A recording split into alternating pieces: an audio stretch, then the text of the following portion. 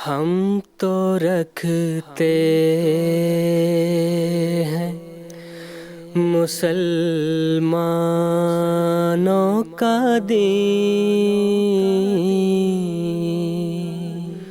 دل سے ہے خدا میں ختم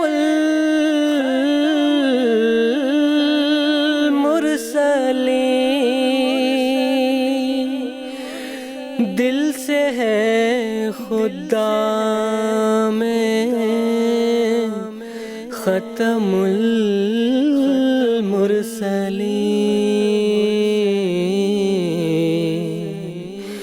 ختم المرسلین۔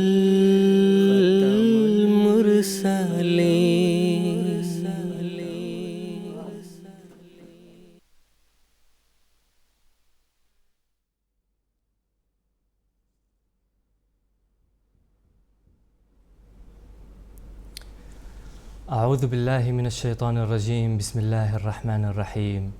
ناظرین اکرام، السلام علیکم ورحمۃ اللہ وبرکاتہ۔ آج 4 ستمبر 2021 ہفتے کا دن ہے۔ انڈیا میں اس وقت رات کے 10 بجے ہیں اور جی ایم ٹی کے مطابق اس وقت سہ پہر کے 4:30 بجے ہیں۔ اور ناظرین، یہ وقت ہے پروگرام راہ ہدیٰ کا۔ حضرت اقدس مسیح موعود علیہ السلام کی پیاری بستی قادیان دارالاماں سے 4 ایپیسوڈز پر مشتمل اس سیریز کا یہ دوسرا ایپیسوڈ لے کر ہم آپ کی خدمت میں حاضر ہیں۔ حسب معمول آج کا یہ پروگرام آپ کی خدمت میں لائیو پیش کیا جا رہا ہے، اور لائیو ہونے کے ساتھ ساتھ یہ انٹریکٹیو بھی ہوگا، یعنی ہم اپنی اسٹوڈیو کی ڈسکشن کے ساتھ ساتھ اپنے ناظرین کے ٹیلی فون کالز ریسیو کریں گے، ان کے سوالات کو سنیں گے، اور جو علماء کرام اس وقت ہمارے ساتھ پینل میں موجود ہیں وہ ان کے سوالات کے جوابات بھی اسی پروگرام کے ذریعے سے دیں گے۔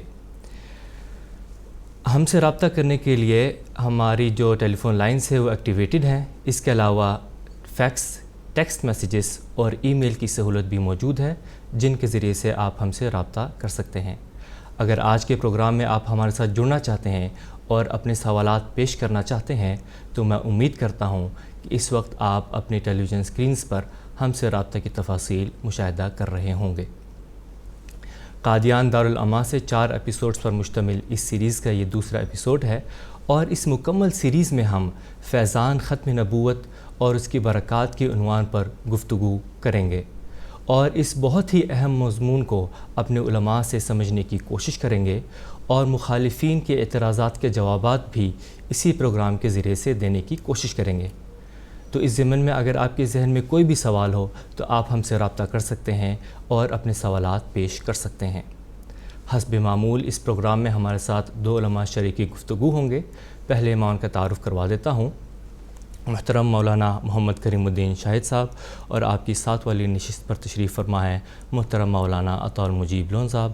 میں آپ دونوں حضرات کا اس پروگرام میں خیر مقدم کرتا ہوں۔ جزاک اللہ۔ ناظرین کرام، اللہ تعالیٰ نے بنی نوع انسان کی رہنمائی کے لیے ہر زمانے میں انبیاء مبعوث فرمائے ہیں، اور جب ایک عالمی نبی کی ضرورت پیش آئی اس وقت اللہ تعالیٰ نے حضرت محمد مصطفیٰ صلی اللہ علیہ وسلم کو مبعوث فرمایا اور آپ کے ذریعہ ایک کامل شریعت عطا فرمائی۔ آپ صلی اللہ علیہ وسلم کا مقام اور مرتبہ تمام انبیاء سے اعلیٰ و افضل ہے۔ اللہ تعالیٰ نے آپ صلی اللہ علیہ وسلم کی فیوض اور برکات کو تا قیامت جاری فرما دیا ہے، تاکہ بنی نوع انسان قیامت تک آپ کی فیوض اور برکات سے مستفیض ہوتے رہیں۔ ناظرین حضرات، حضرت محمد مصطفیٰ صلی اللہ علیہ وسلم خاتم النبیین ہیں۔ مسلمانوں کی اکثریت نے ختم نبوت کے بعض احادیث کو نہیں سمجھے، جس کی وجہ سے ان میں بہت سارے غلط عقائد پیدا ہو گئے ہیں، مگر ان احادیث پر جب ہم غور اور تدبر کرتے ہیں تو ہمیں علم ہوتا ہے کہ ان احادیث میں در حقیقت اجرائے نبوت کا مفہوم بیان کیا گیا ہے۔ اس وجہ سے قرآن کریم کی آیات کی روشنی میں ان احادیث کو سمجھنا بے حد ضروری ہے، تبھی صحیح نتیجے تک پہنچا جا سکتا ہے۔ اسی ضمن میں میرا پہلا سوال محترم مولانا محمد کریم الدین شاہد صاحب سے ہے کہ رسول کریم صلی اللہ علیہ وسلم کے صاحبزادہ حضرت ابراہیم علیہ السلام کی جب وفات ہوئی تو حضور صلی اللہ علیہ وسلم نے فرمایا لو عاش لکان صدیقا نبیا. اس حدیث کی براہ کرم وضاحت فرما دیں. جزاک اللہ. حضرت رسول اکرم صلی اللہ علیہ وآلہ وسلم پر آیت خاتم النبیین کا جو نزول ہوا وہ سورۃ احزاب میں ہے، اور ہمارے علماء کو اچھی طرح سے یاد ہے اور ہم سب جانتے ہیں کہ سورۃ احزاب سن 5 ہجری میں نازل ہوئی، اور اسی میں اللہ تعالیٰ نے یہ فرمایا ہے کہ ما کان محمد ابا احد من رجالکم ولکن رسول اللہ و خاتم النبی.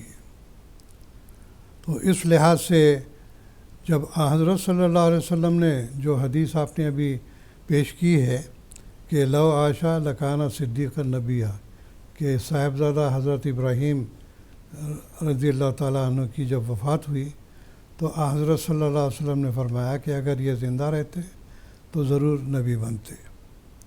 تو اس میں اب ہمارے علماء کرام کو یہ سمجھنا چاہیے کہ قرآن مجید جس شخصیت پر نازل ہوا، یعنی ہمارے پیارے نبی حضرت محمد مصطفیٰ صلی اللہ علیہ وسلم پر، تو آپ سب سے زیادہ قرآن مجید کے جو علوم اور معارف ہیں وہ سب سے زیادہ آپ جاننے والے تھے.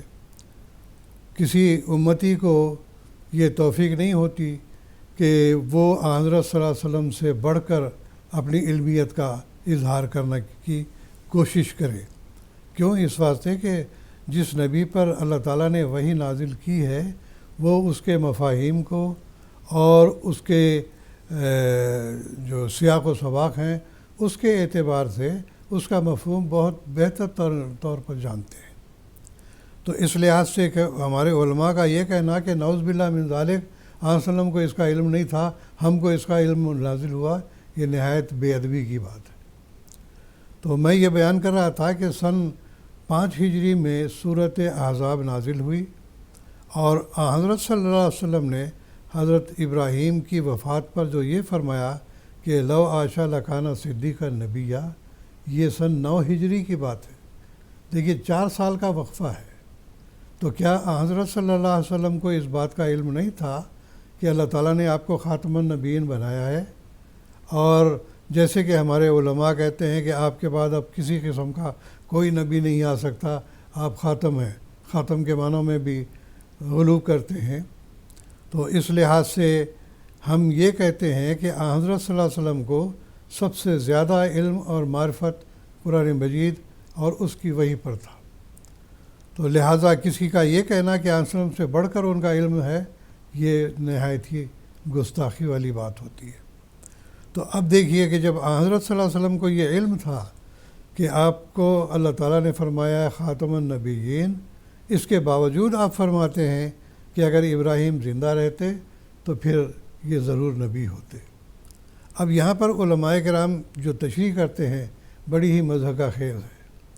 وہ کہتے ہیں کہ دیکھو جی، اسی سورۃ احزاب میں اللہ تعالیٰ نے آیت خاتم النبیین سے پہلے اس بات کا ذکر فرمایا ہے کہ ما کان محمد ابا احد من رجالکم ولکن رسول اللہ و خاتم النبیین.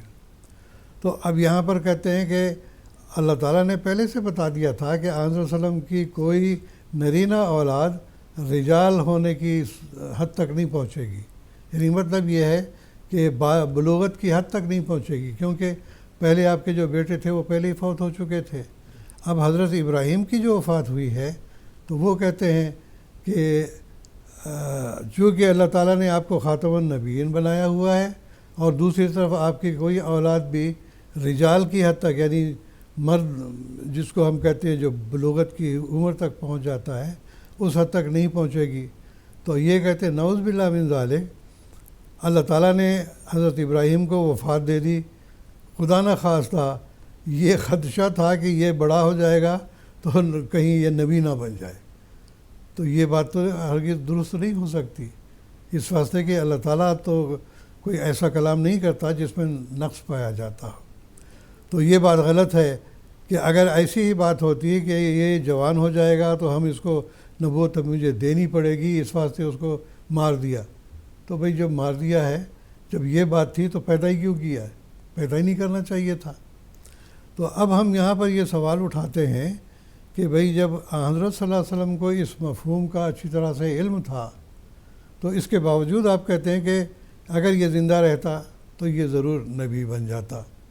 تو اس کا مطلب یہ ہے کہ آیت خاتم النبیین کا وہ مفہوم جو ہمارے علماء کرام لیا کرتے ہیں، یعنی غیر از جماعت علماء کرام، تو وہ درست نہیں ہے، اس واسطے کہ ختم کے جو معنی ہیں، مجھے بڑا تعجب ہوتا ہے کہ ایک شخص جو اپنے آپ کو ڈاکٹر بھی کہتے ہیں، نیورو سرجن بھی کہتے ہیں، اور دوسری طرف انہوں نے آج کل تو بڑا آسان ہے قرآن مجید کی آیتیں نکالنا یا احادیث کو نکالنا، اس واسطے کہ موجم المفارس الفاظ القرآن نکال لیں، ختم کا لفظ نکال لیں، آیتیں نکل آئیں گی ساری کی ساری۔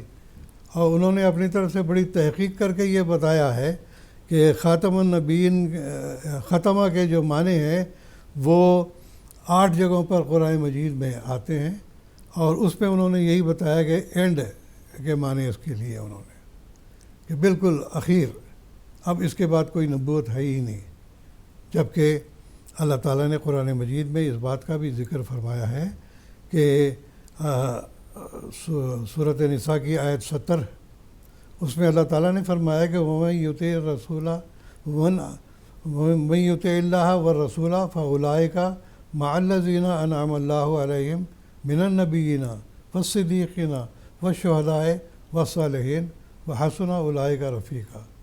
تو اس پہ واضح طور پر بیان کر دیا کہ اللہ تعالیٰ کی اطاعت کرنا اور حضرت صلی اللہ علیہ وسلم کی اطاعت کرنا ایسی بات ہے کہ جو اس میں کمال حاصل کرے گا، اس کے نتیجے میں اللہ تعالیٰ اس کو منصب نبوت پر بھی فائز کر سکتا ہے، من النبیین و صدیقین، صدیقیت کے مقام پر بھی اس کو فائز کر سکتا ہے، وہ شہداء کے مقام پر بھی ان کو فائز کر سکتا ہے، اور وہ صالحین۔ تو کیا نعوذ باللہ من ذالک علیہ وسلم کی اتباع کرنے کے نتیجے میں کیا کوئی شخص نہ نبی بن سکتا ہے، نہ صدیق بن سکتا ہے، نہ صالح بن سکتا ہے، نہ شہید بن سکتا ہے؟ یہ تو مفہوم ہی غلط ہوگا۔ تو اس لحاظ سے اللہ تعالیٰ نے فرما دیا ہے کہ اللہ اور اس کے رسول کی اطاعت کرو گے تو یہ درجات تمہیں اس دنیا میں بھی نصیب ہوں گے، لیکن شرط یہ ہے کہ حضرت صلی اللہ علیہ وسلم خاتم النبیین ہیں، اور خاتم النبیین ہونے کے اعتبار سے جیسا کہ عام طور پر علماء بیان کرتے ہیں، میں یہاں پر امام راغب کے جو معنی مفردات راغب میں انہوں نے بیان کیے ہیں، 3 معنی انہوں نے بیان کیے ہیں کہ سب سے پہلی بات ختمہ کے معنی ہے مہر لگانے کے، اسٹامپ لگانا، اور اسٹامپ جو ہے وہ تصدیق کے لیے ہوا کرتی ہے۔ تو اس میں انہوں نے یہ بتایا کہ اصل اور حقیقی معنی اس کے کسی چیز پر تاثیر الشے کے معنی ہے، کسی چیز پر بھی اپنا اثر لگا دینا، جیسا کہ مہر اپنا اثر لگا دیتی ہے۔ تو یہ حقیقی معنی وہ بیان کرتے ہیں۔ دوسرے معنی وہ بیان کرتے ہیں کہ بندش کے معنی بھی ہیں، بند کرنے کے معنی بھی ہیں، ہم اس کا انکار نہیں کرتے، اور جیسا کہ امام راغب نے فرمایا کہ بندش کے معنی اس میں یہ ہے، جیسا کہ اللہ تعالیٰ نے فرمایا ختم اللہ علی قلوبہم وعلی سمعہم وعلی ابصارہم غشاوہ۔ تو یہاں پر ختم کے یہ معنی نہیں ہے کہ اللہ تعالیٰ نے ان کے دلوں کو بند کر دیا تھا، تو کیا ان کے دل دھڑک نہیں رہے تھے؟ یقیناً دھڑک رہے تھے۔ آپ ابو جہل کو لے لیں یا عتبہ شیبہ، جو بھی مخالفین آپ کے بڑے بڑے عمائد تھے قریش کے، ان کو لے لیں تو ان کے دل بھی دھڑک رہے تھے، ان کی آنکھیں بھی کھلی تھیں، دیکھ بھی رہے تھے وہ، اور کان سن بھی رہے تھے، بڑی بڑی اسکیمیں بھی بناتے تھے، جنگیں بھی کی ہیں انہوں نے، اور یہاں تک ذکر آتا ہے کہ یہ لوگ معاہدات بھی مسلمانوں کے ساتھ کرتے تھے۔ تو یہ تمام باتیں بتا رہی ہیں کہ بندش کے معنی یہ ہیں، کوئی خاص معنوں میں یہ استعمال ہو رہا ہے۔ مطلب یہ ہے کہ حق کے سننے سے اور حق کے قبول کرنے سے ان کے دل جو ہے وہ بند کر دیے گئے ہیں، ان کے کان جو ہے وہ بند کر دیے گئے ہیں، ان کی آنکھیں بند کر دی گئی ہیں۔ تو یہ مطلب نہیں ہے کہ وہ بالکل اندھے ہو گئے تھے، بہرے ہو گئے تھے، یا مردہ ہو گئے تھے، یہ بات غلط ہے۔ تو ہمارے علماء کو یہ سمجھنا چاہیے۔ ہمارے جس عالم کا میں نے ذکر کیا، انہوں نے اس بات کو ہی لے کے کہا کہ اس کے معنی بندش کے ہیں، اور ایک معنی اس کے جو ہے کسی چیز کے انتہا تک پہنچنے کے بھی ہیں۔ چنانچہ انہوں نے بیان کیا کہ ختمت القرآن جب ہم کہتے ہیں تو اس کا یہ معنی نہیں کہ قرآن کو ہم نے لپیٹ کے بالکل اڑا دیا ہے، بلکہ یہ معنی ہے کہ اس کے شروع سے لے کے آخر تک پہنچ گیا۔ تو انہوں نے یہ بیان کیا کہ اس کے معنی ہے انتہا کے ہیں، دی اینڈ کے ہیں۔ یہ ٹھیک ہے، حضرت صلی اللہ علیہ وسلم کے اوپر نبوت تو ختم ہو گئی۔ چنانچہ ہم دیکھتے ہیں کہ اللہ تعالیٰ نے کسی اور نبی کو یہ نہیں فرمایا سوائے حضرت صلی اللہ علیہ وسلم کے کہ الیوم اکملت لکم دینکم واتممت علیکم نعمتی ورضیت لکم الاسلام دینا۔ تو اس لحاظ سے دین بھی مکمل ہو گیا، نبوت بھی اپنے انتہا کو پہنچ گئی۔ تو یہاں پر جب ہم کہتے ہیں کہ حضرت صلی اللہ علیہ وسلم خاتم النبیین ہیں، تو اس کے معنی یہ ہے کہ نبوت کے جو درجات تھے اس کو انتہا تک پہنچا دیا ہے، کسی اور نبی کو یہ توفیق نہیں ہوئی۔ چنانچہ حضرت میر محمد اسماعیل صاحب نے بڑا اچھا فرمایا ہے کہ نبوت کے تھے جس قدر بھی کمال، وہ سب آپ میں جمع ہیں لامحال، صفات جمال اور صفات جلال، ہر ایک رنگ ہے بس عظیم المثال۔ تو اس لحاظ سے یہ کہنا کہ دی اینڈ ہو گیا یہ مطلب نہیں ہے، بلکہ کمال تک پہنچا دیا اپنی نبوت کو، اس کے بعد اور کوئی کمال کا درجہ باقی نہیں رہا۔ تو بہرحال یہ معنوں کو چھوڑتے ہوئے ہم اسی اپنے پوائنٹ پر آتے ہیں کہ دیکھیں حضرت صلی اللہ علیہ وسلم نے جو فرمایا کہ لو عاش لکانہ صدیقا نبیہ، تو اس کے بارے میں حضرت ملا علی قاری جو فقہاء میں سے بڑا بلند درجہ رکھتے ہیں اور حنفی علماء یا فقہ حنفیہ کے وہ بہت بڑے عالم بھی ہیں، وہ فرماتے ہیں کہ موضوعات کمیر صفحہ 58-59 کا ہے یہ، فلا يناقض قوله خاتم النبیین اذ المعنی انه لا یاتی نبی ینسخ ملتہ ولم یکن من امتہ، کہ اس کے معنی یہ ہے خاتم النبیین کے کہ اس لا یاتی نبی، ایسا نبی نہیں آ سکتا جو آپ کی ملت کو منسوخ کرے، ولم یکن من امتہ، اور آپ کی امت میں سے نہ ہو۔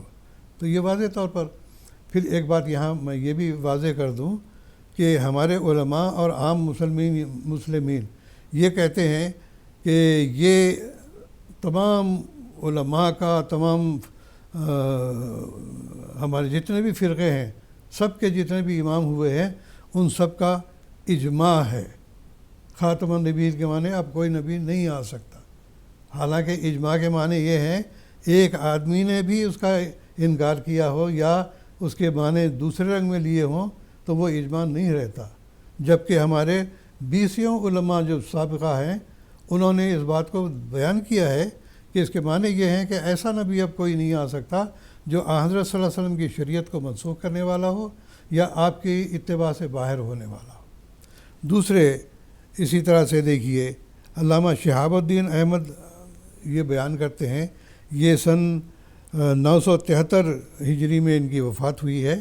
انہوں نے الفتاوی الحدیثیہ میں خلیفۃ الرسول حضرت علی کرم اللہ وجہہ کی ایک حدیث بیان کی ہے۔ وہ کہتے ہیں کہ حضرت ابراہیم المتوفیٰ 9 ہجری فرزند رسول انتقال کر گئے تو حضرت صلی اللہ علیہ وسلم نے ان کی والدہ ماریہ قبطیہ کو بلا بھیجا۔ وہ آئیں، انہیں غسل دیا اور کفن پہنایا۔ رسول کریم صلی اللہ علیہ وسلم انہیں لے کر باہر تشریف لائے اور لوگ بھی آپ کے ساتھ تھے۔ حضور نے انہیں دفن کیا اور پھر اپنا ہاتھ ان کی قبر میں داخل کیا اور فرمایا اما واللہ انہ لنبی ابن نبی، کہ خدا کی قسم یہ نبی کا بیٹا ہے اور یقیناً یہ بھی نبی ہے۔ اب وہاں پر آپ صلی اللہ علیہ وسلم نے نہیں فرمایا کہ زندہ رہتا تو نبی ہوتا، بلکہ یہاں فرمایا کہ یہ تو نبی کا بیٹا خود بھی نبی تھا۔ تو یہاں پر یہ معنی کرنا، یہ کہنا کہ اجماع ہے علماء کا، یہ بھی غلط بات ہے۔ تو بہرحال ہمارے علماء کو یہ سوچنا چاہیے کہ حضرت صلی اللہ علیہ وسلم نے جب یہ فرمایا کہ باوجود اس کے کہ آپ کو خاتم النبیین کی آیت 5 ہجری میں نازل ہوئی تھی آپ پر، اور آپ جانتے تھے کہ اس کا مفہوم کیا ہے، پھر بھی آپ نے یہ بیان کیا کہ لو عاشا لکانا صدیق النبیہ، تو اس کا مفہوم یہی ہے کہ کوئی ایسا نبی اب نہیں آ سکتا جو آن وسلم کی اتباع سے باہر ہو، جو آپ کی امت میں سے نہ ہو، یا جو آپ کی شریعت کو منسوخ کرنے والا ہو۔ تو یہی موضوعات کبیر میں بھی اور بہت ساری احادیث ہیں، اب وقت نہیں ہے اتنا کہ ہم ان سب احادیث پر غور کریں۔ تو اللہ تعالیٰ نے واضح طور پر بیان کر دیا۔ اور پھر ایک اور بات یہاں ملحوظ رہے کہ حضرت صلی اللہ علیہ وسلم نے باوجود اپنے خاتم النبیین ہونے کے آخری زمانے میں جب امت محمدیہ بگڑ جائے گی تو حضرت عیسیٰ علیہ السلام کے آنے کی پیشگوئی کی ہے، جبکہ عیسیٰ علیہ السلام بنی اسرائیل کے رسول تھے، وہ رسول الی بنی اسرائیل قرآن مجید میں فرماتا ہے۔ تو اس کے باوجود پھر یہ کہنا کہ عیسیٰ علیہ السلام بذات خود آئیں گے، تو پھر میرے بھائیوں غور کرنے کی بات ہے کہ جب کوئی نبی آ ہی نہیں سکتا تو چاہے وہ نبی ہو یا نیا ہو یا پرانا، تو عیسیٰ علیہ السلام کہاں سے آ جائیں گے، کس راستے سے آئیں گے، جبکہ آپ خاتم النبیین ہیں۔ اب لوگ یہ کہا کرتے ہیں وہ جی پہلے ہی ان کو نبوت ملی ہوئی ہے۔ یہ ساری تعویلات ایسی ہیں جو بالکل رقیق قسم کی ہیں۔ تو بہرحال اس حدیث کا مفہوم یہی ہے کہ حضرت صلی اللہ علیہ وسلم کے ذہن میں بھی یہ بات تھی کہ باوجود اس کے کہ میں خاتم النبیین ہوں، میرے بعد ایسے نبی آ سکتے ہیں جو میری شریعت کے مطابق چلنے والے ہوں، جو میری اتباع کرنے والے ہوں، اور اسی طرح سے میری ملت یا میری امت کو منسوخ کرنے والے نہ ہوں۔ یہی تمام علماء نے اس کو بیان کیا ہوا ہے۔ اور پھر اس کے باوجود آپ یہ کہتے ہیں کہ عیسیٰ علیہ السلام آئیں گے، وہ نبی اللہ ہوں گے۔ صحیح مسلم کی روایت میں 4 دفعہ ان کو نبی اللہ کہا گیا ہے۔ تو اب یہ کہاں سے نکال لیتے ہیں کہ نیا نبی اب کوئی پیدا نہیں ہوگا بلکہ پرانا نبی آ سکتا ہے؟ یہ تو اپنی من گھڑت تعویلیں ہیں۔ اور اصل بات یہی ہے کہ ان علماء کے دل بھی یہ تسلیم کرتے ہیں کہ باوجود حضرت صلی اللہ علیہ وسلم خاتم النبیین ہونے کے ایسی نبوت کا دروازہ کھلا ہے، جیسا کہ میں نے سورۃ نساء کی 70ویں آیت آپ کے سامنے پیش کی ہے کہ نبی بھی ہوں گے، صدیق بھی ہوں گے، صالح بھی ہوں گے۔ تو یہ تمام درجات جو ہیں علیہ وسلم اور اللہ تعالیٰ کی مطابعت کے نتیجے میں ملنے والے ہیں۔ تو غور یہ کرنا چاہیے کہ 5 ہجری میں یہ آیت نازل ہوتی ہے، 9 ہجری میں وفات ہوتی ہے حضرت ابراہیم کی، اور اس کے باوجود علیہ وسلم کا کہنا کہ یہ اگر زندہ رہتا تو ضرور نبی ہوتا۔ یہی اس کا صحیح مفہوم۔ جی جزاکم اللہ تعالیٰ احسن جزا۔ اب ایک ٹیلی فون کالر کو اپنے پروگرام میں جوڑنے کی کوشش کرتے ہیں۔ میں بنگلہ دیش سے محترم عارف الزمان صاحب سے بات کرنا چاہوں گا۔ السلام علیکم ورحمۃ اللہ عارف الزمان صاحب۔ السلام علیکم۔ السلام علیکم ورحمۃ اللہ۔ وعلیکم السلام ورحمۃ اللہ۔ جی میرا میں عارف الزمان بنگلہ دیش سے بول رہا ہوں۔ جی جی جی پہلے تو دعا کا درخواست ہے۔ میرا سوال ہے، ترمذی شریف حدیث میں آیا یہ میرے بعد رسول اللہ صلی اللہ علیہ وسلم فرمایا میرے بعد اگر کوئی نبی ہوتا تو عمر ابن خطاب ہوتا، اس کا تفصیل چاہیے۔ جی ٹھیک ہے، جزاک اللہ، آپ کا سوال ہم تک پہنچ گیا ہے۔ میں محترم مولانا عطا مجیب لون صاحب سے درخواست کرتا ہوں کہ ان کا جواب دے دیں۔ جزاکم اللہ حسن اللہ۔ بسم اللہ الرحمن الرحیم۔ حضرت نبی اکرم صلی اللہ علیہ وسلم اکثر اپنے صحابہ جو جلیل القدر صحابہ آپ صلی اللہ علیہ وسلم کے تھے، ان کی بعض صفات بیان کیا کرتے تھے اور بعض صفات کی طرف اشارہ فرمایا کرتے تھے، جیسے کہ حضرت ابو بکر صدیق رضی اللہ تعالیٰ عنہ کے بارے میں حضور صلی اللہ علیہ وسلم نے فرمایا ابو بکر افضل هذه الامہ الا ان یکون نبی، کہ حضرت ابو بکر صدیق رضی اللہ تعالیٰ عنہ اس امت کے افضل ترین انسان ہیں سوائے اس کے کہ کوئی نبی پیدا ہو۔ تو حضرت عمر رضی اللہ تعالیٰ عنہ کی ایک صفت کی طرف اشارہ کرتے ہوئے فرمایا کہ اگر میرے بعد کوئی نبی ہوتا تو وہ حضرت عمر ہوتے۔ یہاں حضرت صلی اللہ علیہ وسلم نے حضرت عمر رضی اللہ تعالیٰ عنہ کی ایک خاص صفت کی طرف اشارہ کیا ہے، اور وہ صفت یہ ہے، ہمیں تاریخ اسلام سے اس بات کا علم ہوتا ہے کہ حضرت عمر رضی اللہ تعالیٰ عنہ جو تھے وہ شریعت شناس وجود تھے، ان کو شریعت کا ایک اچھا ملکہ اور ادراک حاصل تھا، وہ سمجھتے تھے شریعت کو۔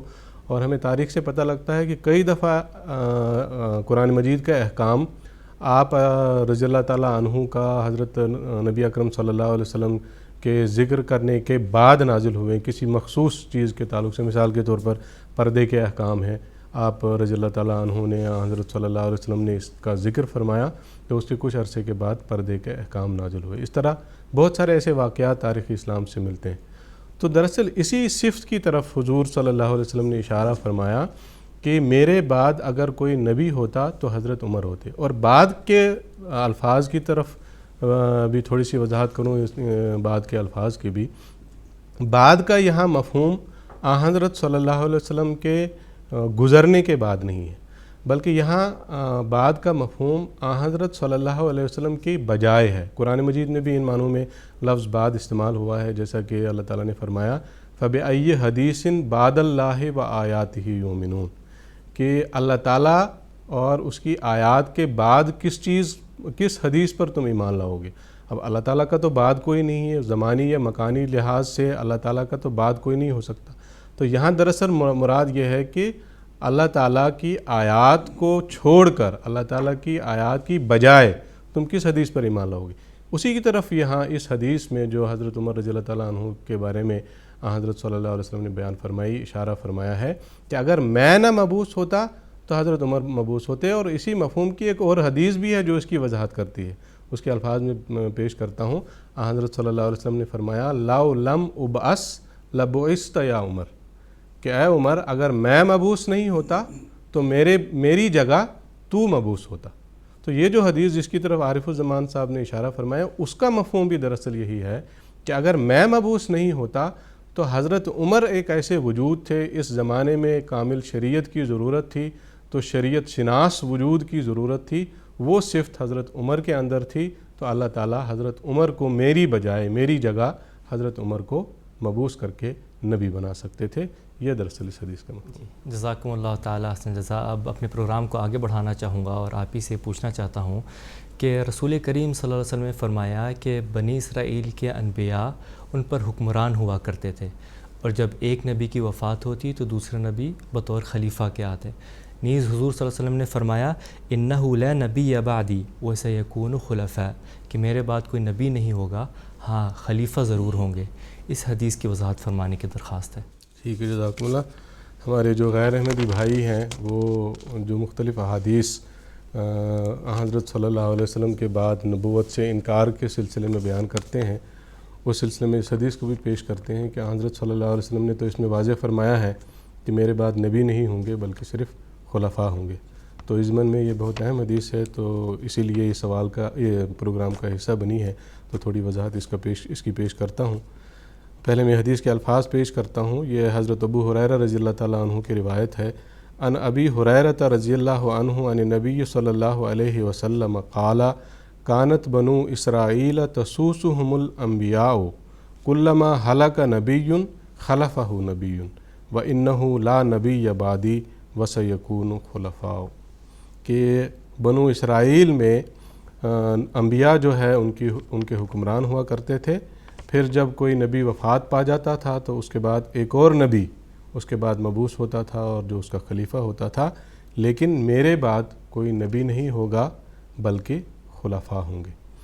تو اس حدیث کے الفاظ پر ہی جب ہم غور کرتے ہیں تو ہمیں اس کا مفہوم بخوبی ہمارے سامنے واضح ہو جاتا ہے, اور ہمیں اس بات کا علم ہوتا ہے کہ اس میں حضرت صلی اللہ علیہ وسلم کس چیز کی طرف اشارہ فرماتے ہیں. ہم سب جانتے ہیں, اس بات کا علم ہے, اور اسی کی طرف حضرت صلی اللہ علیہ وسلم نے بھی اس حدیث میں اشارہ فرمایا ہے کہ بنی اسرائیل میں کثرت سے انبیاء ہوئے ہیں, اور وہ اس طرح ہوئے ہیں جیسا کہ حضرت صلی اللہ علیہ وسلم نے بھی اس حدیث میں فرمایا کہ ایک نبی وفات پاتا تو اس کے بعد دوسرا نبی پیدا ہو جاتا اور مبعوث ہوتا, وہ نبی وفات پاتا تو ایک اور نبی مبعوث ہوتا. تو یہ پے در پہ یہ سلسلہ بنی اسرائیل میں نبوت کا ایسے چلا ہے. چنانچہ قرآن مجید میں بھی اللہ تعالیٰ نے حضرت موسیٰ علیہ الصلاۃ والسلام کے تعلق سے فرمایا کہ وَلَقَدْ آتَيْنَا مُوسَى الْكِتَابَ وَقَفَّيْنَا مِن بَعْدِهِ بِالرُّسُلِ, کہ یقیناً ہم نے حضرت موسیٰ علیہ الصلاۃ والسلام کو کتاب عطا فرمائی, رسول بنا کر مبعوث کیا اور کتاب عطا فرمائی. وَقَفَّيْنَا مِن بَعْدِهِ بِالرُّسُلِ, اور اس کے بعد پے در پہ ہم نے انبیاء اور رسولوں کو مبعوث کیا. بنی اسرائیل کی تاریخ سے ہمیں پتہ لگتا ہے کہ یکے بعد دیگرے مسلسل نبوت کا سلسلہ ان میں جاری رہا ہے، اور یہی بات حضرت صلی اللہ علیہ وسلم نے یہاں بیان فرمائی کہ کلما ہلاک نبی خلف نبی، جب بھی کوئی نبی وفات پا جاتا تو اس کے بعد ایک اور نبی مبعوث ہوتا۔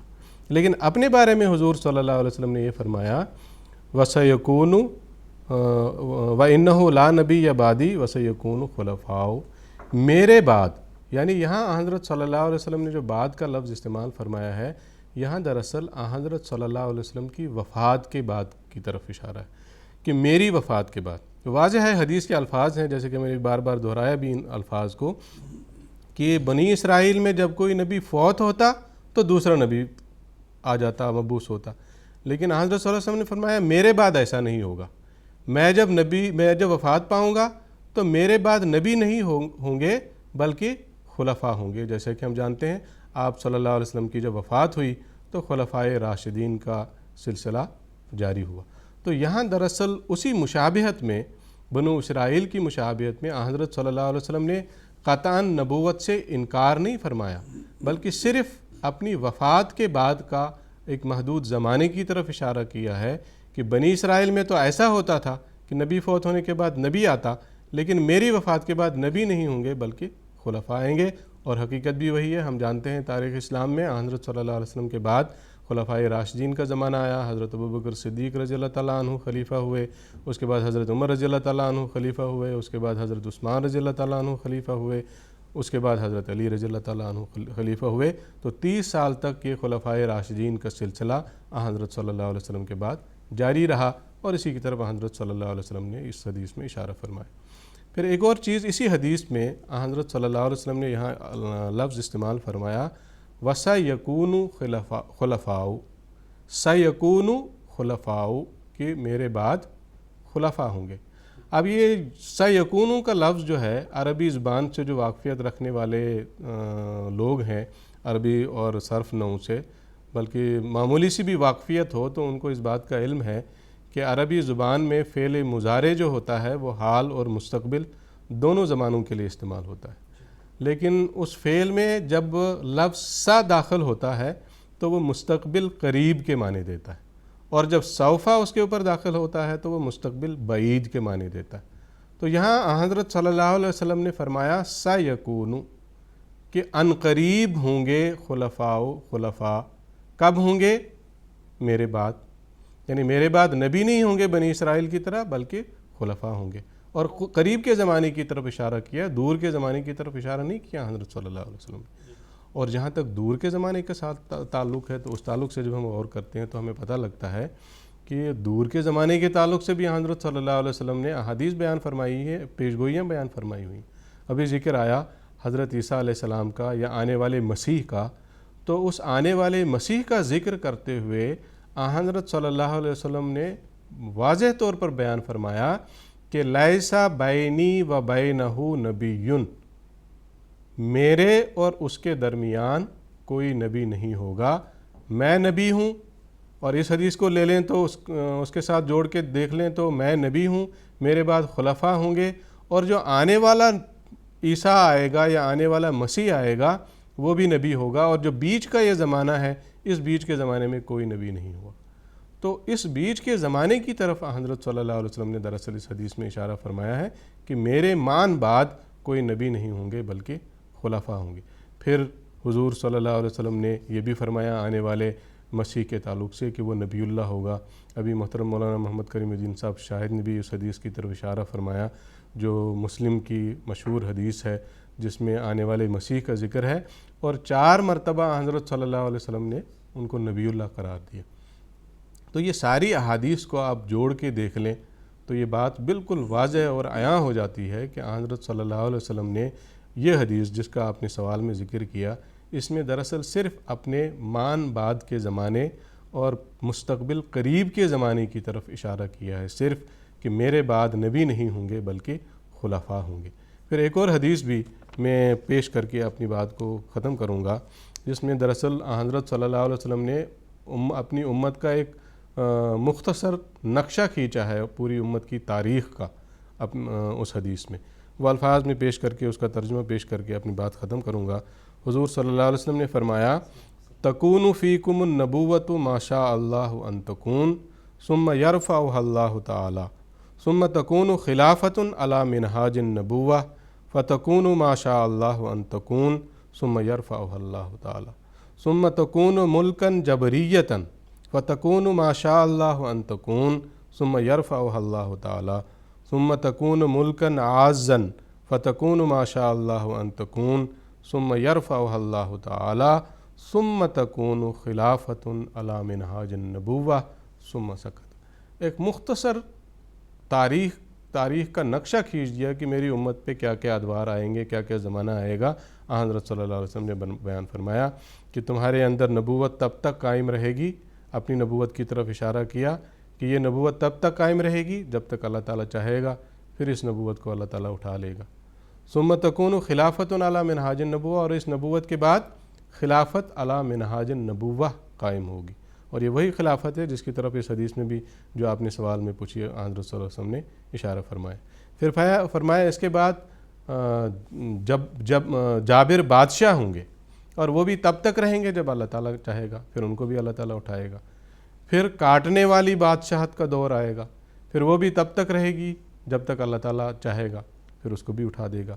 اور آخر میں فرمایا ثم تکون خلافۃ علی منہاج النبوہ، اور پھر ایک ایسا زمانہ آئے گا جس میں خلافت علی منہاج النبوہ اسی طرح قائم ہوگی جس طرح اسلام کے ابتدائی دور میں قائم ہوئی تھی۔ تو خلافت علی منہاج النبوہ تب ہی قائم ہو سکتی تھی جب ایک نبی کی بعثت امت کے آخر کے زمانے میں بھی ہوتی، اور اس کے نتیجے میں خلافت علی منہاج النبوہ قائم ہوتی۔ اللہ تعالیٰ کے فضل سے ہمارے نزدیک یہ حضرت صلی اللہ علیہ وسلم کی یہ تمام پیش گوئیاں حرفاً پوری ہو چکی ہے۔ اللہ تعالیٰ نے اس نبی کو مبعوث کیا مسیح موعود اور مہدی موعود کی صورت میں، اور اس کی وفات کے بعد خلافت علی منہاج النبوہ کا زمانہ بھی اللہ تعالیٰ کے فضل سے آیا، اور اس وقت ہم خلافت خامسہ کے بابرکت زمانے سے گزر رہے ہیں اور اس کی برکات سے مستفیض اور متمتع ہو رہے ہیں۔ تو خلاصہ یہ جو حدیث آپ نے پوچھی، اس کا مفہوم صرف اتنا ہے، بنو اسرائیل کے انبیاء کے ساتھ جوڑتے ہوئے حضرت صلی اللہ علیہ وسلم نے اس حدیث کو بیان فرمایا، اور صرف اتنا مفہوم ہے اس کا کہ وہاں تو نبی کے مان بعد ایک نبی آتے تھے، لیکن یہاں میں نبی ہوں، میری وفات کے مان بعد نبی نہیں ہوگا، خلافت ہوگی۔ لیکن جیسے کہ میں نے دوسری احادیث سے بیان کیا، ایک زمانہ ایسا بھی آئے گا کہ جب ایک نبی بطور مصلح آخری زمانے میں مبعوث ہوا ہوگا، اور اللہ تعالیٰ کے فضل سے وہ پیش گوئیاں پوری ہوگی۔ جی، جزاکم اللہ تعالی احسن جزا۔ میرا اگلا سوال محترم مولانا محمد کریم الدین شاہد صاحب سے ہے کہ ایک موقع پر رسول کریم صلی اللہ علیہ وسلم نے فرمایا انی آخر الانبیاء و ان مسجدی آخر المساجد، کہ میں آخری نبی ہوں اور میری یہ مسجد آخری مسجد ہے۔ اس حدیث کا کیا مفہوم ہے؟ جزاک اللہ۔ قابل اس کے میں اس بات کا جو کی تفصیل بیان کروں، تھوڑی سی وضاحت لون صاحب کے بیان سے ذرا کروں کہ ایک تو یہ ہے کہ بعد کا جو لفظ استعمال ہوتا ہے عربی زبان میں، یہ ظرف ہے، اور یہ ظرف مبہم ہے۔ ایک ظرف معین ہوتا ہے، ایک ظرف مبہم ہوتا ہے۔ بعد کے لفظ میں ابہام ہے، کتنے بعد؟ 2 منٹ کے بعد، 1 گھنٹے کے بعد، 1 دن کے بعد، 1 سال کے بعد، کتنے، اس میں کوئی تعین نہیں ہے۔ لیکن دیگر احادیث سے یہ معلوم ہوتا ہے کہ آخری زمانے میں حضرت عیسیٰ علیہ السلام آئیں گے، وہ نبی ہوں گے۔ 4 دفعہ نبی اللہ کا خطاب دیا گیا ہے۔ یہ اور بات ہے کہ ہمارے علماء جو غیر احمدی علماء ہیں وہ بیان کرتے ہیں کہ اس کے مطلب یہ ہے کہ کوئی نیا نبی پیدا نہیں ہوگا بلکہ پرانا نبی آئے گا۔ یہ صرف من گھڑت ان کے اصول ہیں جو عیسیٰ کو نہ سمجھنے کی وجہ سے۔ دوسری بات اس میں یہ ہے کہ وسلم نے فرمایا میرے مان بعد کوئی نبی نہیں ہوگا، لیکن اپنے بعد عیسیٰ علیہ السلام کے آنے کی خبر بھی دی ہے، تو گیا کہ درمیان میں 1400 سال کا عرصہ ہے۔ ایک اور بات اسی ضمن میں یہ بھی آتی ہے کہ حضرت صلی اللہ علیہ وسلم نے اگرچہ اپنے بعد آنے والے انبیاء کا تو انکار کیا، لیکن خلفاء کا اپنے ذکر فرمایا ہے۔ اس کے ساتھ یہ بھی آپ نے فرمایا ہے کہ جو آپ کی امت میں علماء ربانی ہیں، جو اللہ تعالیٰ سے تعلق رکھنے والے علماء ہیں، ان کے بارے میں فرمایا علماء امتی کا انبیاء بنی اسرائیل۔ اس بات کو جو کمی محسوس ہوتی تھی کہ یکے بعد دیگرے کفینا من بعدہ بالرسل جو آتا ہے کہ یکے بعد دیگرے نبی آئے ہیں، تو آن وسلم نے فرمایا کہ اس زمانے کے اعتبار سے اس دور کے علوم کی جو پہنچ تھی وہ اتنی رسائی نہیں تھی جتنا کہ آہستہ آہستہ اگلے زمانوں میں بڑھتی جائے گی۔ تو لہٰذا علم اور معرفت اور خدا تعالیٰ سے تعلق کے نتیجے میں میری امت کے جو ربانی علماء ہیں وہ انبیاء بنی اسرائیل کے مشابہ ہوں گے، جیسا کہ بہت سے اولیاء اللہ کے بارے میں ذکر آتا ہے۔ تو یہ تو ایک زائد بات تھی۔ اب میں جو سوال آپ نے فرمایا ہے اس کے مطابق آتا ہوں کہ آپ نے فرمایا انی آخر الانبیاء و انا مسجدی آخر المساجد۔ اب یہاں پر آتا ہے کہ میں آخری نبی ہوں اور میری مسجد آخری نبی۔ تو اب کیا اس کے بعد ہمیں یہ دیکھنا ہے کہ کس مفہوم میں آپ نے بیان کیا ہے؟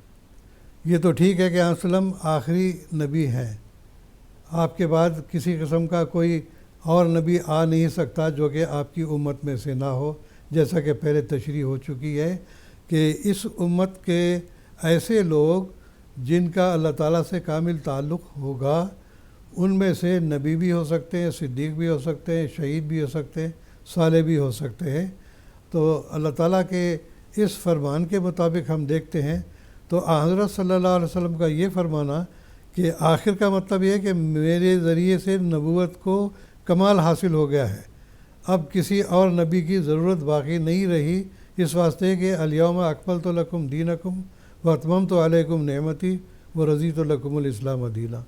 تو اس آیت کی روشنی میں اگر پے در پے یہاں بھی نبی آنے شروع ہو جاتے تو ایسی صورت میں حضرت صلی اللہ علیہ وسلم کی خاتمیت جو ہے وہ مشکوک ہو جاتی۔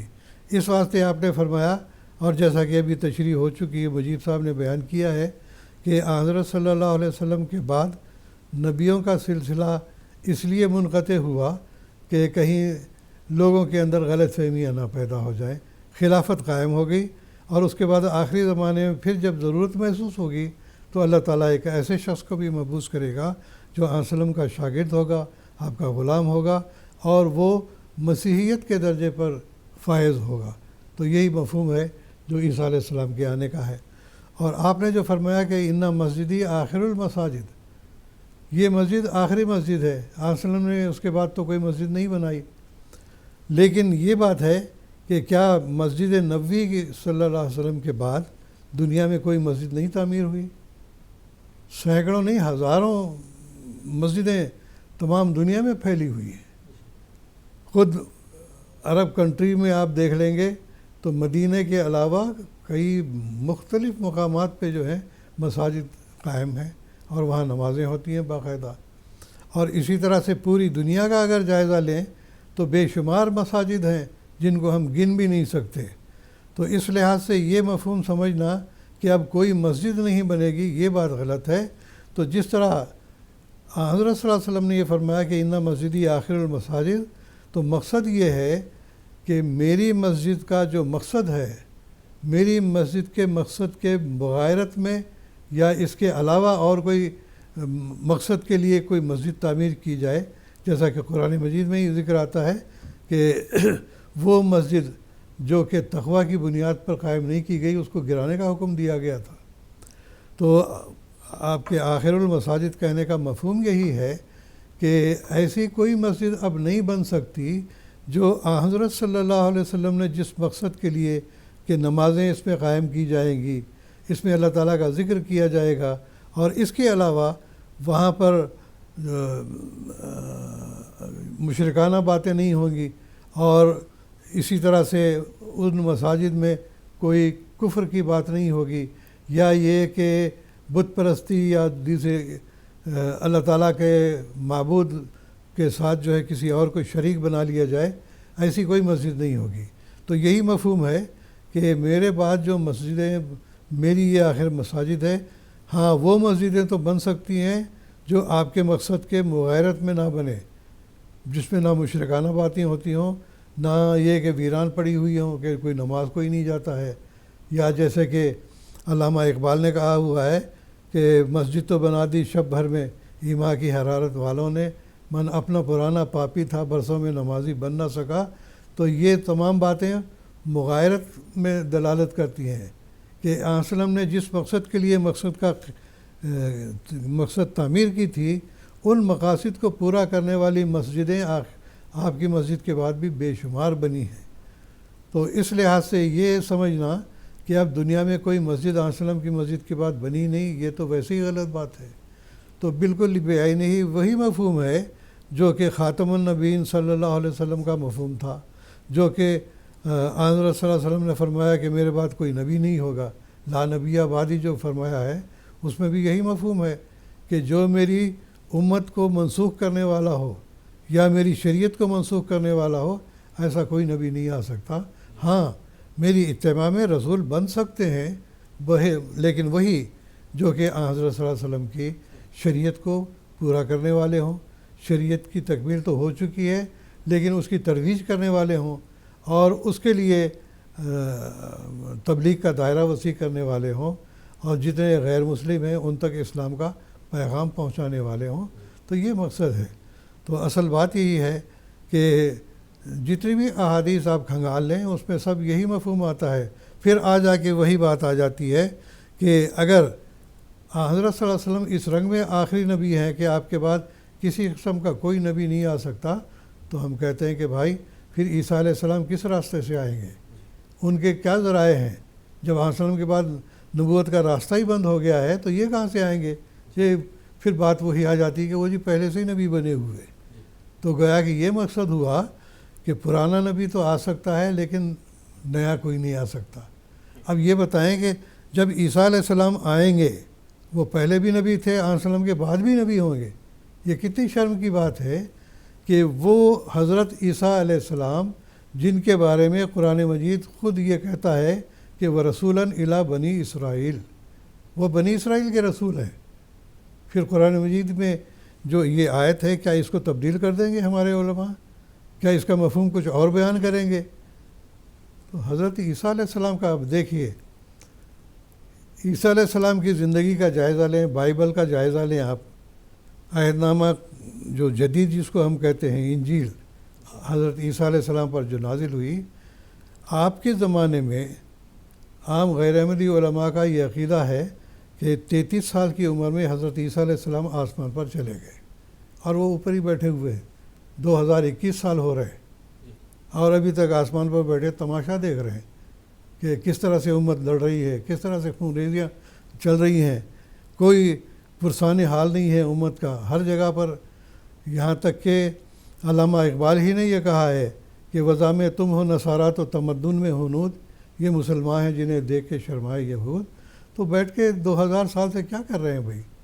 تو ہم یہ کہتے ہیں کہ عیسیٰ علیہ السلام کو جو آپ بچا کے رکھا ہوا ہے، اور نبوت ایک طرف ختم ہے اور دوسری طرف رسول اللہ بنی اسرائیل ہے، اس کو لا رہے ہیں۔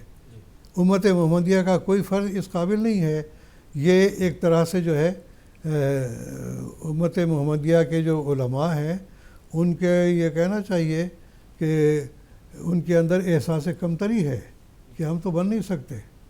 تو اس لحاظ سے عیسیٰ علیہ السلام کو نازل کرنا ہے تو ہم کہتے ہیں کہ بھائی سیدھی سی بات ہے، ہم یہ تمام سلسلہ ختم کر دیتے ہیں، عیسیٰ علیہ السلام کو لے آؤ، بات ختم ہو جاتی ہے۔ ہم بھی مان لیتے ہیں اس کو، تم بھی مان لو اس کو۔ عیسیٰ علیہ السلام کے آنے سے جماعت احمدیہ خود بخود مر جائے گی، لیکن آج تک کسی کو توفیق نہیں ہوئی، نہ ہوگی۔ اس واسطے حضرت مسیح موعود علیہ السلام نے تذکرۃ الشہادتین میں اس بات کا برملا ذکر کیا ہے کہ تم مرو گے، تمہاری اولاد مرے گی، اولاد کی اولاد مرے گی، کوئی عیسیٰ ابن مریم کو آسمان سے نازل ہوتا ہوا نہیں دیکھے گا، حتیٰ کہ آج سے 30ویں صدی بھی مکمل نہیں ہوگی کہ کیا عیسیٰ علیہ السلام کو آسمان پر مارنے والے کیا عیسائی اور کیا مسلمان سب نا امید اور بیزار ہو جائے گے۔ جزاکم اللہ تعالیٰ احسن جزا. اب اس پروگرام کا آخری سوال میں محترم مولانا عطا مجیب لون صاحب سے پوچھنا چاہوں گا کہ رسول کریم صلی اللہ علیہ وسلم نے ایک موقع پر فرمایا کہ میری اور مجھ سے پہلے انبیاء کی مثال ایسی ہے کہ کسی نے ایک بہت زیادہ خوبصورت گھر بنایا اور اسے ہر طرح سے مزین کیا، اور لوگ جب اس گھر کی زیارت کرنے کے لیے آتے ہیں تو وہ دیکھتے ہیں کہ اس کے ایک حصے میں ایک اینٹ کی جگہ جو ہے وہ خالی ہے. تو رسول کریم صلی اللہ علیہ وسلم نے فرمایا بس میں وہی اینٹ ہوں اور میں خاتم النبیین ہوں. اس حدیث کی اختصار کے ساتھ وضاحت فرمانے کی درخواست ہے آپ سے. جی جزاکم اللہ. آپ نے جو حدیث پیش کی ہے میں اس کے الفاظ بھی پیش کر دیتا ہوں. بخاری کی یہ حدیث ہے، کتاب المناقب میں آئی ہے.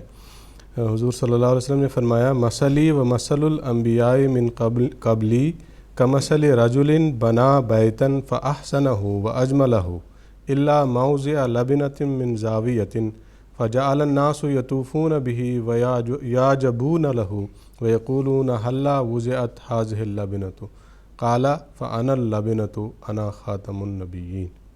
یعنی میری اور مجھ سے پہلے انبیاء کی مثال ایسی ہے جیسے کسی شخص نے ایک گھر بنایا اور اس کو بہت آراستہ پیراستہ کیا، مگر اس کے گوشوں میں سے ایک گوشہ میں ایک اینٹ کی جگہ خالی تھی. لوگ اسے دیکھنے آتے اور خوش ہوتے اور کہتے کہ یہ اینٹ بھی کیوں نہ رکھ دی گئی. آپ نے فرمایا میں وہ اینٹ ہوں اور میں خاتم النبیین. یہ بخاری کی حدیث ہے، اور اس کو بھی بعض ہمارے جو غیر احمدی علماء اور ہمارے غیر احمدی بھائی ہیں اس چیز من میں پیش کرتے ہیں کہ جب وہ نبوت کی عمارت اب حضرت صلی اللہ علیہ وسلم کی بعثت کے نتیجے میں مکمل ہوگی تو اس کے بعد کسی نبی کے آنے کی کیا ضرورت باقی رہتی. تو اس طرح کی جتنی بھی احادیث ہے، قبل اس کے کہ میں اس کی تھوڑی سی وضاحت پیش کروں، حضرت خلیفۃ المسیح رابع رحمہ اللہ نے ایک دو حوالے اس ضمن میں پیش کیے ہیں، وہ بھی پیش کروں گا.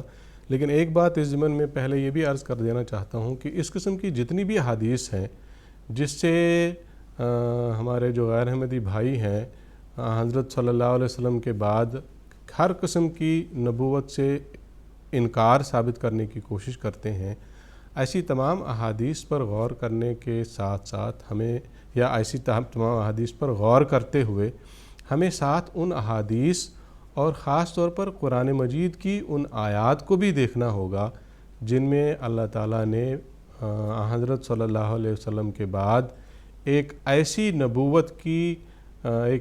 نبوت کا سلسلہ جاری بیان فرمایا ہے جو حضرت صلی اللہ علیہ وسلم کی مطابعت میں آنے والی نبوت ہے.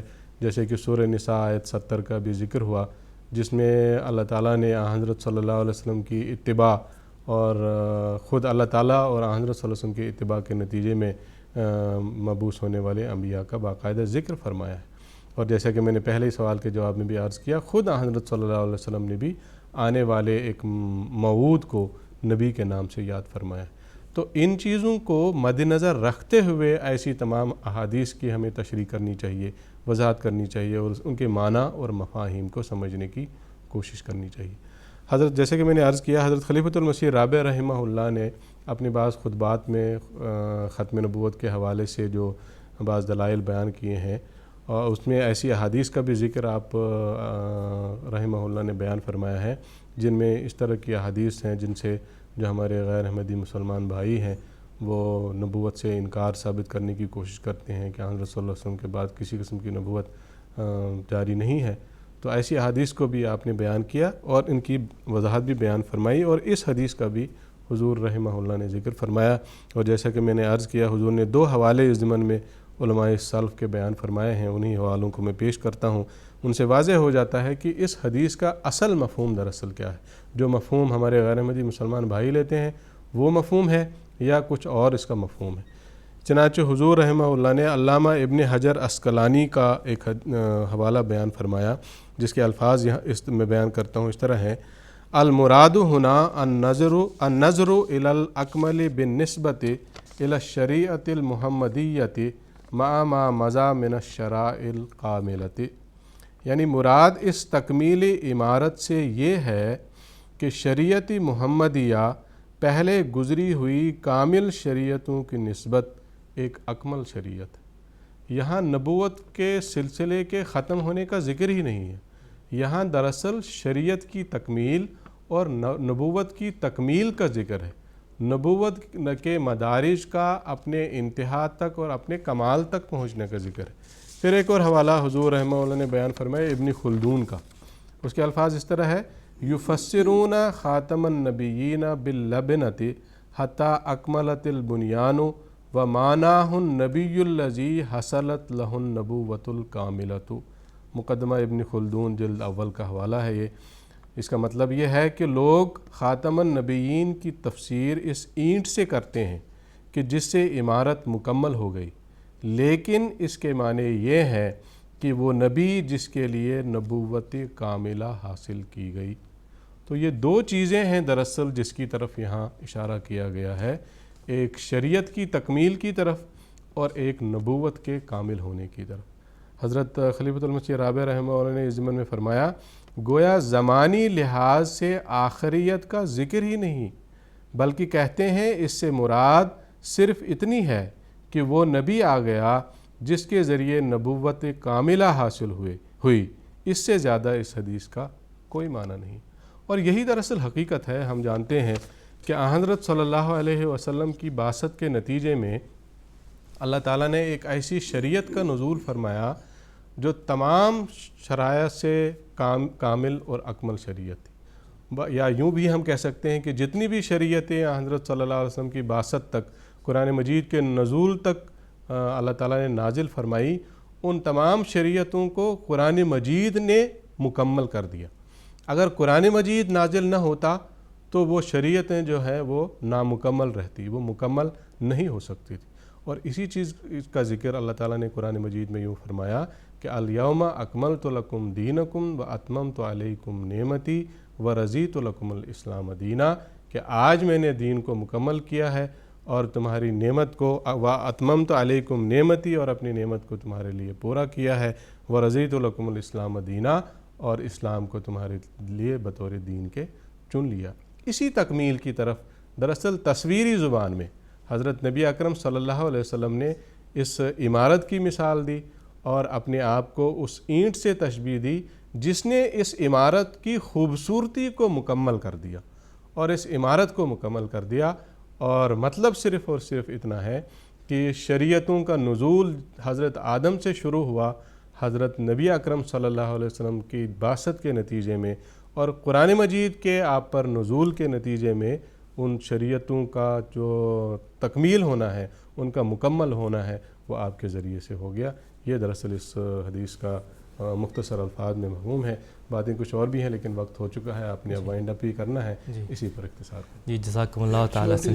جی عوام کے لیے کہ جب امت بگڑ جائے گی تو کہتے ہیں کہ عیسیٰ علیہ السلام آئیں گے، وہ پہلے ہی نبی ہیں، تو کیا نیچے سے اینٹ اکھاڑ کے اسلم کی اینٹ کے اوپر رکھیں گے؟ یہ انا للہ و انا الیہ راجعون۔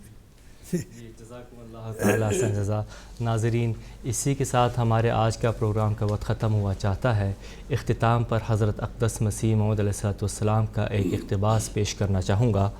حضرت مرزا غلام احمد قادیانی مسیح موعود و مہدی موعود علیہ السلام فرماتے ہیں، ہمیں اللہ تعالیٰ نے وہ نبی دیا جو خاتم المؤمنین، خاتم العارفین اور خاتم النبیین ہیں، اور اسی طرح پر وہ کتاب اس پر نازل کی جو جامع الکتب اور خاتم الکتب ہے۔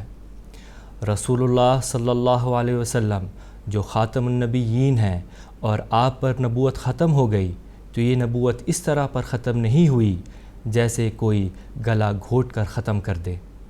ایسا ختم قابل فخر نہیں ہوتا، بلکہ رسول اللہ صلی اللہ علیہ وسلم پر نبوت ختم ہونے سے یہ مراد ہے کہ طبعی طور پر آپ پر کمالات نبوت ختم ہو گئے، یعنی وہ تمام کمالات متفرقہ جو آدم سے لے کر مسیح ابن مریم تک نبیوں کو دیے گئے تھے، کسی کو کوئی اور کسی کو کوئی، وہ سب کے سب حضرت صلی اللہ علیہ وسلم میں جمع کر دیے گئے، اور اس طرح پر طبعاً آپ خاتم النبیین ٹھہرے۔